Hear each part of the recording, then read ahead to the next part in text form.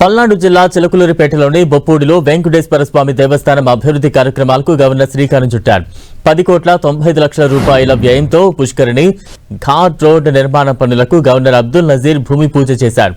ఈ కార్యక్రమంలో high court judge justice Krishnamohan, మంత్రి గొట్టిపాటి రవికుమార్, ఎంపీ లావు శ్రీకృష్ణదేవరాయలు, ఎమ్మెల్యే పాల్గొన్నారు.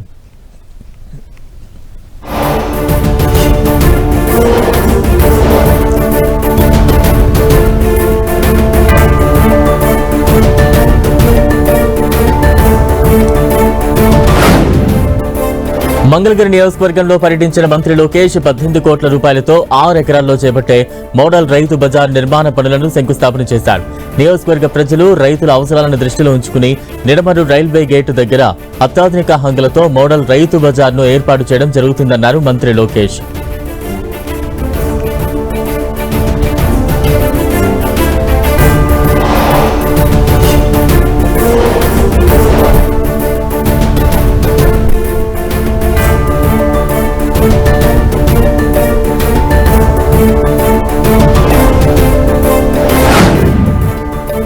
రాయలసీమ ప్రజలను ఏనాడు పట్టించుకుని జగన్ ఇవాళ రాజకీయ ప్రయోజనాల కోసం అసత్య ఆరోపణలు చేస్తున్నారని మండిపడ్డారు ప్రభుత్వ విప్ కాల్వ శ్రీనివాసులు. జగన్ తన 5 ఏళ్ల పాలనలో రాయలసీమ ప్రాజెక్టులను సర్వనాశనం చేశారని కాల్వ శ్రీనివాసులు విమర్శించారు. వైసీపీ నాయకులు రాజకీయ కుట్రలు చేస్తున్నారని ఫైర్ అయ్యారు కాల్వ శ్రీనివాసులు. 14-19లో 12,484 కోట్లు, అట్లాగే ఈ 2 ఏళ్ల కాలంలో మునుపెన్నడూ లేని విధంగా 13,000 కోట్ల రూపాయలకు పైగా ఖర్చు పెట్టడం జరిగింది. మరి ఇంత పెద్ద ఎత్తున రాయలసీమ ప్రాజెక్టులకు ఖర్చు పెడుతూ రాయలసీమ భవిష్యత్తు అవసరాలను తీర్చడానికి దీర్ఘకాలిక ప్రణాళికలతో ముందుకెళ్తున్న కూటమి ప్రభుత్వం పైన కుట్రలు చేసే పనిలో వైసీపీ నాయకులు బిజీగా ఉన్నారు. నేను ఒకటే అడుగుతా ఉన్నా, మీ నాయకుడు జగన్మోహన్ రెడ్డి ముఖ్యమంత్రిగా ఉన్నప్పుడు ఒక జీవో విడుదల చేశాడు, జీవో నంబర్ 365. దీంట్లో 198 ప్రాజెక్టులను ప్రీక్లోజర్ చేశారు. అంటే ముందస్తుగా ఈ ప్రాజెక్టులన్నింటినీ కూడా రద్దు చేశారు. కరీంనగర్ రాజీవ్ రహదారిపై మంత్రి శ్రీధర్ బాబు క్యాన్పై ఆగడం ఆసక్తికర పరిణామానికి దారితీసింది. రోడ్డుపైనే మంత్రి శ్రీధర్ బాబును బీఆర్ఎస్ నేత చల్మెడ లక్ష్మీ నరసింహారావు కలిశారు. దీంతో హుటాహుటిన అక్కడకు చేరుకున్న సిపి గౌస్ ఆలం కూడా ఈ భేటీలో పాల్గొన్నారు. మంత్రి, అధికార ప్రతిపక్ష నేతల మధ్య జరిగిన ఈ ఆకస్మిక భేటీ ఇప్పుడు రాజకీయ వర్గాల్లో చర్చనీయాంశంగా మారుతోంది. రాజన్న సిరిసిల్ల జిల్లా రుద్రంగి మండల కేంద్రంలో స్మార్ట్ రేషన్ కార్డుల పంపిణీ కార్యక్రమం రసాభాసగా మారింది. రేషన్ కార్డుపై ప్రధాని మోదీ ఫోటో లేదంటూ బీజేపీ నాయకులు ఎమ్మెల్యేను నిలదీశారు. దీనిపై కాంగ్రెస్ నాయకులు కూడా తీవ్రంగా స్పందించారు. బీజేపీ పాలిత రాష్ట్రాల్లో సన్న బియ్యం ఎందుకు పంపిణీ చేయడం లేదంటూ మాటల యుద్ధానికి దిగారు కాంగ్రెస్ నాయకులు. దీంతో ఇరు వర్గాల మధ్య తీవ్ర వాగ్వాదం చోటు చేసుకుంది. పరిస్థితి ఉద్రిక్తంగా మారడంతో పోలీసులు రంగంలోకి దిగి ఇరు పార్టీల నాయకులను అక్కడి నుంచి చెదరగొట్టారు. దీంతో స్మార్ట్ రేషన్ కార్డుల పంపిణీ కార్యక్రమంలో కొద్దిసేపు ఉద్రిక్త వాతావరణం చోటు చేసుకుంది.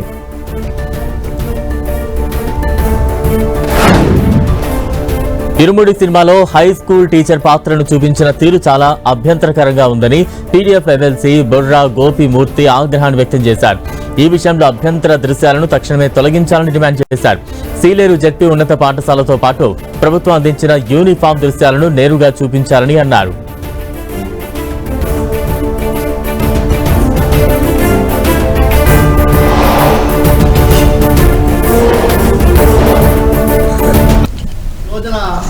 సమాజాన్ని మార్పు చేయటంలో ఒక బలమైనటువంటి మాధ్యమంగా పనిచేస్తూ ఉంది. ఎందుకంటే గతంలో మనకు ఉన్నటువంటి హీరోలు ఏదైనా ఒక పాత్ర పోషిస్తున్నప్పుడు యువకులు ఆ పాత్రలో మేము కూడా పెద్ద అయిన తర్వాత అలాగా అవ్వాలని, అంటే ఒక పోలీసు ఆఫీసర్గా కానీ లేదంటే లాయర్గా కానీ లేదా డాక్టర్గా కానీ హీరో కనుక పాత్రలో ఉంటే యువకులు కూడా మేము కూడా ఆ పాత్ర పోషించాలి అనే ఒక స్ఫూర్తిదాయకమైనటువంటి విధానంగా ఉండే పరిస్థితులు. ఇది చాలా సమాజం మీద ప్రభావితం చూపించే మాధ్యమంగా ఉన్నటువంటి ఈ సినిమా సినిమాలో ప్రభుత్వ పాఠశాలల్ని నేరుగా చూపించటం, ప్రభుత్వం ఇచ్చినటువంటి యూనిఫామ్ తోటి ఉన్నటువంటి పిల్లల్ని నేరుగా చూపించటం, అటువంటి పిల్లల్ని ట్రాప్ చేసి ఎమ్మెల్యే దగ్గరికి పంపిస్తూ ఒక మహిళా ఉపాధ్యాయురాల్ని ఆ విధంగా చూపించడాన్ని మనం పీడీఎఫ్ ఎమ్మెల్సీగా తీవ్రంగా ఖండిస్తా ఉన్నాను. నేను ఖండించడమే కాదు, ఈ రోజున కూటమి ప్రభుత్వం వచ్చిన యూనిఫామ్తో పిల్లల్ని చూపించినటువంటి పరిస్థితులు ఉన్నాయి కాబట్టి ప్రభుత్వం కూడా దీని మీద స్పందించాలని విద్యాశాఖ మంత్రి మన లోకేష్ గారు కూడా స్పందించి వాళ్ళ మీద చర్యలు చేపట్టడానికి లేదా సీన్లు తొలగించడానికే ప్రయత్నం చేయాలని చెప్పేసి. తప్పులేని పారదర్శకమైన ఓటర్ జాబితా రూపుకల్పనే లక్ష్యంగా నాగర్ కర్నూలు జిల్లాలో ఎస్ఐఆర్ ప్రక్రియ వేగవంతంగా సాగుతోందన్నారు కలెక్టర్ కేశవ్ హేమంత్ పాటిల్. పెద్ద కొత్తపల్లి మండలం వెన్నచర్ల గ్రామంలో నిర్వహించిన గ్రామ సభలో జిల్లా కలెక్టర్ హేమంత్ కేశవ్ పాటిల్ పాల్గొన్నారు. ప్రజాస్వామ్య వ్యవస్థకు ఓటర్ జాబితా అత్యంత కీలకమైన పత్రమని కలెక్టర్ స్పష్టం చేశారు. అర్హత ఉన్న ఏ ఒక్కరి ఓటరి పేరు జాబితా నుంచి తొలగించబడదని, అలాగే అనర్హుల వివరాలు కొనసాగకుండా చూస్తామని హామీ ఇచ్చారు. నోటీసులు అందుకున్న ప్రతి ఓటరుకు తమ వాదన వినిపించే అవకాశం ఉంటుందన్న కలెక్టర్ బిఎల్ఓలు ప్రతి పత్రాన్ని నిబంధనల ప్రకారం క్షుణ్ణంగా పరిశీలించాలంటూ ఆదేశించారు. పేరు, వయస్సు, చిరునామాలో తప్పులుంటే తగిన ఆధారాలతో సరిచేసుకునేలా గ్రామ స్థాయిలో ప్రజలకు పూర్తి అవగాహన కల్పించాలని సూచించారు. ఓటర్లు తమ నమోదు వివరాలను సరిచూసుకోవాలని, అభ్యంతరాలుంటే అధికారుల దృష్టికి తీసుకురావాలని విజ్ఞప్తి చేశారు. ఎలాంటి పొరపాట్లకు తావు లేకుండా తుది ఓటర్ జాబితాను పక్కాగా సిద్ధం చేయాలని అధికారులను, బిఎల్ఓలను ఆదేశించారు కలెక్టర్ కేశవ్ హేమంత్ పాటిల్.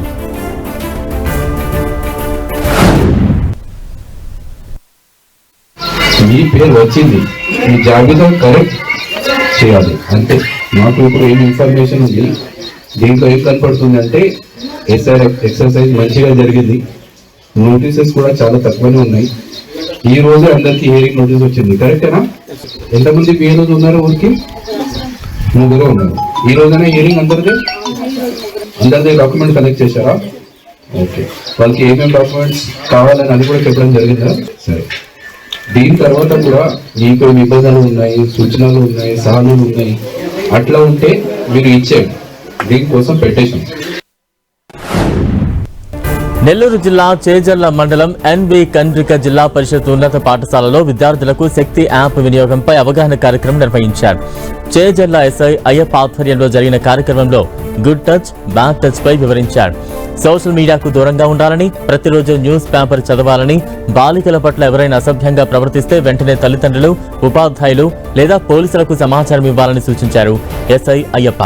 తల్లిదండ్రుల ఫోన్లలో శక్తి యాప్ను ఇన్స్టాల్ చేసుకుని వినియోగించుకోవాలని తెలిపారు.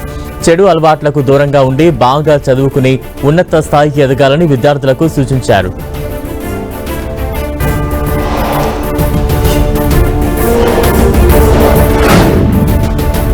ఏపీ రిజిస్ట్రేషన్లు స్టాంపుల శాఖ కమిషనర్ ఐజీ భట్టు అంబేద్కర్ కుమార్తె నిశ్చితార్థ వేడుకకు ఎంపీ శ్రీ భరత్, రెవెన్యూ శాఖ మంత్రి అనగాని సత్యప్రసాద్తో కలిసి విద్యా, ఐటీ శాఖల మంత్రి నారా లోకేష్ హాజరయ్యారు.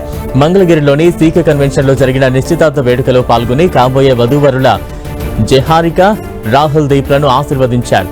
పుష్పగుచ్చం అందించి శుభాకాంక్షలు తెలిపారు మంత్రి లోకేష్.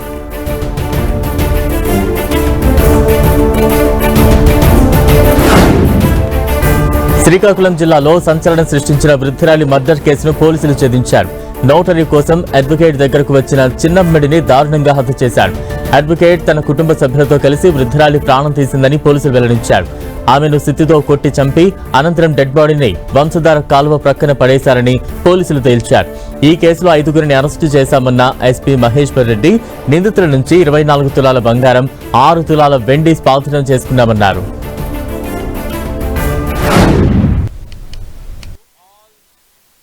వాళ్ళ వాష్రూమ్ ఏదైతే ఉంటుందో ఆ వాష్రూమ్లో చంపేసి అక్కడ నుంచి గోల్డ్ తీసుకున్నారు. దీనికి సంబంధించి ధనలక్ష్మి గారు అండ్ వాళ్ళ బ్రదర్ అచ్యుతారావు అండ్ వాళ్ళ అబ్బాయి గణేష్, ఈ గణేష్ అన్న వాళ్ళు కూడా అడ్వకేట్గా పనిచేస్తారు. ఈ అచ్యుతారావు అన్న వాళ్ళు వాళ్ళ బ్రదర్. సో వీళ్ళు ముగ్గురు కలిసి అక్కడ చేయడం, చేసిన తర్వాత ఒక కార్ని రెంట్కి తీసుకొని ఆ కార్లో బాడీని అక్కడున్న శారీ ప్లస్ సంచి ఏదైతే ఉందో వాటిల్లో పెట్టేసి అక్కడ నుంచి తీసుకొని వెళ్ళి దీన్ని మనకి హీరమండలం లిమిట్స్లో ఏదైతే వంశధార రివర్ ఉందో అక్కడ ఒక దగ్గర దాన్ని బాడీని అక్కడ డిస్పోజ్ చేయడం జరుగుతుంది. అక్కడ పడేసి దానికి వాడిన సుత్తి, అంటే సుత్తి తీసుకొని హ్యామర్ ఏదైతే ఉందో దాన్ని తీసుకొని తలపైన కొట్టడం జరుగుతుంది వీళ్ళని. అవన్నీ కూడా తీసుకొని ఇంకొక ప్లేస్లో పడేయడం జరిగింది. సో ఈ బాడీని డిస్పోజ్ చేయడంలో కూడా వీళ్ళు ఈ అచ్యుతారావు వాళ్ళ అబ్బాయి ఎవరైతే ఉన్నారో లక్ష్మీనారాయణ అన్న అబ్బాయి, ఇంకొకరు మణికంఠ, సో వీళ్ళు కూడా వాళ్ళకి హెల్ప్ చేశారు. సో ఈ 5 మంది కలిసి ఆ పెద్ద ఆవిడని 70 years పెద్ద ఆవిడ ఎవరైతే ఉన్నారో ఆవిడని చంపేసి గోల్డ్ మొత్తం తీసుకొని ఆ గోల్డ్ని కూడా వాళ్ళు పంచుకోవడం జరిగింది. మనకు అక్కడ గోల్డ్ కూడా కంప్లీట్గా రికవరీ చేయడం జరిగింది ఈ అఫెన్స్కి. ప్రకాశం జిల్లా టంగుటూరు దగ్గర బంగారం చోరీ కలకలం రేపుతోంది. బెంగళూరు నుంచి విజయవాడ వెళుతున్న ఓ ప్రైవేట్ ట్రావెల్స్ బస్సులో సుమారు 50 లక్షల విలువైన 300 గ్రాముల బంగారం చోరీకి గురైంది. రాజుపాలెం దగ్గర బంగారు నగలు కనిపించకపోవడంతో ప్రయాణికుడు వెంకటకృష్ణ కుటుంబ సభ్యులు అప్రమత్తమయ్యారు. దీంతో బస్సును టంగుటూరు పిఎస్ కు తరలించి తనిఖీ చేపట్టారు. ఈ ఘటనపై రాజుపాలెం పిఎస్ లో ఫిర్యాదు చేయాలని సూచించారు టంగుటూరు ఎస్ఐ ఫణిభూషణ్.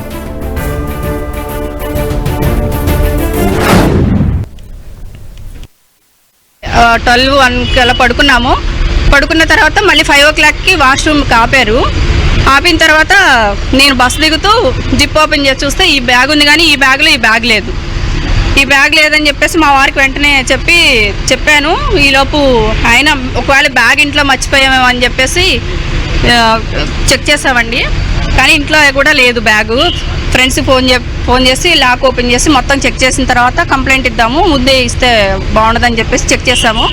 తర్వాత అలాగే డిస్కస్ చేసి పోలీస్ కంప్లైంట్ ఇవ్వాలి, ఏం చేయాలని మేము పెద్దగా మాట్లాడుతూ డిస్కస్ చేస్తూ ఉన్నాము. ఆల్రెడీ అక్కడే బస్సు ఒక 1/2 hour ఆపేస్తామండి. బ్యాగ్ చూసుకోగానే ఒక 1/2 hour అయిన తర్వాత బస్సు రన్నింగ్లో ఉంది. మేము ఇలా మాట్లాడుతుంటే మా వెనక నుంచి నా సీట్ మీద పెట్టారు, ఈ బ్యాగ్ అయినా మీద అని చెప్పేసి ఒక అబ్బాయి తెచ్చిచ్చాడు. కానీ బ్యాగ్ ఉంది కానీ గోల్డ్ మొత్తం తీసేశారండి. బ్యాగ్ మాత్రం అక్కడ పెట్టేసి వెళ్ళిపోయారు. ఆ బ్యాగ్ లో చూస్తే ఆర్నమెంట్స్ అన్నావు. వాళ్ళు ఎమ్మటనే మా బస్సుని తీసుకొచ్చి మన పోలీస్ స్టేషన్ దగ్గర పెట్టారు. మనకు కంప్లైంట్ ఇస్తే మేమేం చేసామంటే ఆ బస్సుని మొత్తం కూడా అందరం కూడా వెరిఫై చేసాము. వెరిఫై చేసిన తర్వాత వాళ్ళు ఒక ప్యాసింజర్ చెప్పడం ఏంటంటే, ఇట్లా ఒక అతను అక్కడ బెంగళూరులో బోర్డింగ్ అవుతాడు, అతను చంద్రగిరి దగ్గర దిగిపోతాడు. అతను ఏంటంటే అట్లాంటి టికెట్ తీసుకోలేదు అతను.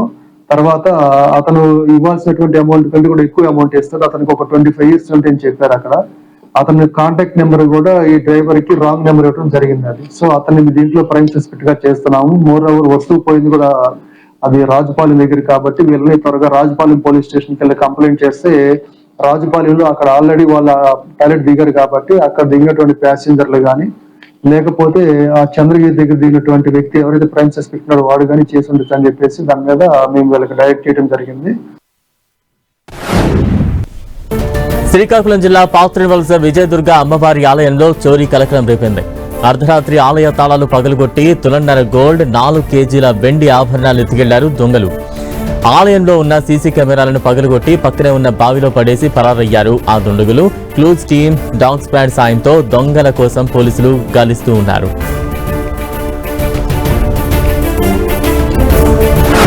కొమరం భీం ఆసిఫాబాద్ జిల్లా కాగజ్ నగర్ పట్టణంలోని ఎన్టీఆర్ చౌరస్తా సమీపంలోని త్రినేత్ర లిక్కర్ మార్ట్లో చోరీ జరిగింది. సీసీ ఫుటేజ్ ప్రకారం 4 వ్యక్తులు షాప్ తాళాలు పగలగొట్టి లోపలికి ప్రవేశించి 3000 నగదు, 2 లిక్కర్ బాటిళ్లు ఎత్తుకెళ్లారు. ఎక్కువగా డబ్బులు కౌంటర్ లోపల ఉండకపోవడంతో పెద్ద చోరీ జరగలేదు. సీసీ కెమెరాల్లో వైన్స్ షాప్ లో చోరీ చేసే దృశ్యాలైతే రికార్డయ్యాయి. పోలీసులు క్లూస్ టీంతో ఆధారాలు సేకరించి సీసీ ఫుటేజ్ ఆధారంగా దర్యాప్తు చేపట్టారు.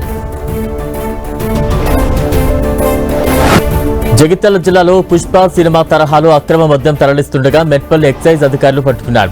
ఖతలాపూర్ మండలం తాండ్రియల్ ఎక్స్ రోడ్ దగ్గర నిర్వహించిన తనిఖీల్లో ఇతర రాష్ట్రాల నుంచి తెలంగాణకు తరలిస్తున్న 70 మద్యం కార్టన్లను పట్టుబట్టాయి. అక్రమ మద్యం విలువ ఇతర రాష్ట్రాల్లో 2,80,000 కాగా తెలంగాణలో సుమారు 6,98,000 ఉంటుందని అధికారులు తెలిపారు. ధరలో 4,18,000 వ్యత్యాసం ఉన్నట్లు వెల్లడించారు.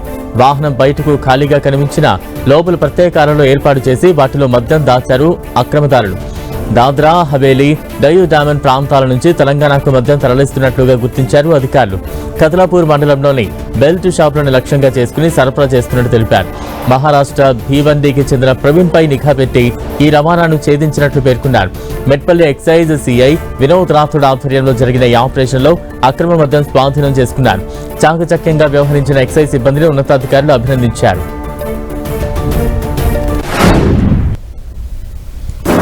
గంభీర్పూర్లో మేము సుంకం చెల్లించని మద్యాన్ని 13 బాక్సులు సీజ్ చేయడం జరిగింది. అందులో అప్పుడు 2 వ్యక్తులను కూడా అరెస్ట్ చేయడం జరిగింది. దాని ఆధారంగా ఈ కేసును ఇన్వెస్టిగేషన్ చేసి మళ్ళీ మనము ఈరోజు కూడా సుమారు 70 బాక్సుల ఐబీ లిక్కర్ను స్వాధీనం చేయడం జరిగింది. ఈ లిక్కర్ అంతా కూడా దాద్రా నగర్ హవేలీ డయూ డామన్ కేంద్రపాలిత ప్రాంతం నుంచి మన తెలంగాణకు అక్రమ రవాణా అవుతుంది. అయితే ఇక్కడ దీనికి అక్కడ ఈ సప్లయర్స్ 2,85,600కు కొనుగోలు చేసి మన తెలంగాణలో 6,38,400 అంటే మన రేటు ప్రకారం 6,38,400 రూపాయలకి ఇక్కడ ఉంది. వీళ్ళ ప్రాఫిట్ వచ్చేసి మనకి దీని ప్రకారం చూసుకుంటే కొమరం భీం జిల్లా ప్రభుత్వ ఉద్యోగుల న్యాయమైన డిమాండ్లను నెరవేర్చాలంటూ ప్రభుత్వ ఉద్యోగ సంఘాల జేఏసీ ఆధ్వర్యంలో ఆసిఫాబాద్ జిల్లా కలెక్టర్ కార్యాలయం ఎదుట మహాధరణ చేపట్టారు. ప్రభుత్వ ఉద్యోగులకు సంబంధించిన పిఆర్సీని వెంటనే ప్రకటించాలని, పెండింగ్ లో ఉన్న 6 డిఏలను మంజూరు చేయాలని, సిపిఎస్ విధానాన్ని రద్దు చేసి పాత పెన్షన్ విధానం ఓపీఎస్ ను పునరుద్ధరించాలని డిమాండ్ చేశారు. హెల్త్ కార్డుల కోసం ఉద్యోగుల జీతాల నుంచి ప్రతి నెల 1.5% ఖర్చు చేస్తున్న హెల్త్ కార్డులు ఆసుపత్రిలో పనిచేయడం లేదని, వాటి సమస్యలను పరిష్కరించాలని కోరారు. జీవో నంబర్ 25ను సవరణ చేయాలని, అలాగే జీవో నంబర్ 190ను అమలు చేయాలంటూ విజ్ఞప్తి చేశారు. ఉద్యోగుల సమస్యలపై ప్రభుత్వం సానుకూలంగా స్పందించి వెంటనే హామీలను అమలు చేయాలని డిమాండ్ చేశారు ఉద్యోగ సంఘాల జేఏసీ నాయకులు.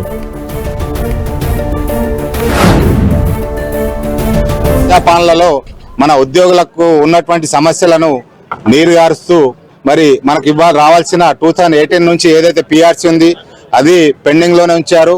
దానిపైన వెంటనే చర్య తీసుకొని ప్రభుత్వం పిఆర్సీని వెంటనే అమలు చేయాలని ప్రభుత్వాన్ని మేము ముక్త కంఠంతోనే రిక్వెస్ట్ చేస్తూ, అదేవిధంగా ప్రభుత్వాలకు ఉన్నటువంటి ఒక మంచి ఎంప్లాయీస్ పైన ఉన్నటువంటి మంచి ఆలోచనతో ఏదైతే 6 డిఏలు పెండింగ్ లో ఉన్నాయో ఆ 6 డిఏలని వెంటనే అమలు పరచాలని మనవి చేస్తూ, అదేవిధంగా మరో డిమాండ్ సిపిఎస్ విధానాన్ని వెంటనే రద్దు చేసి అమలు పరచాలని ఆ ప్రభుత్వాన్ని కోరుతూ టీజీజేఏసీ ఇచ్చిన పిలుపులో భాగంగా సంగారెడ్డి జిల్లా కేంద్రంలో రాష్ట్ర ప్రభుత్వ ఉద్యోగులు, ఉపాధ్యాయులు మహాధరణ నిర్వహించారు. పెండింగ్ లో ఉన్న 6 డిఏలు చెల్లించాలని, సిపిఎస్ కు బదులు ఓపీఎస్ ను అమలు చేయాలని డిమాండ్ చేశారు. 10,000 కోట్ల ఉద్యోగుల పెండింగ్ బిల్లులను విడుదల చేయాలన్న ప్రధాన డిమాండ్లతో ఈ ధర్నా చేపట్టామన్నారు.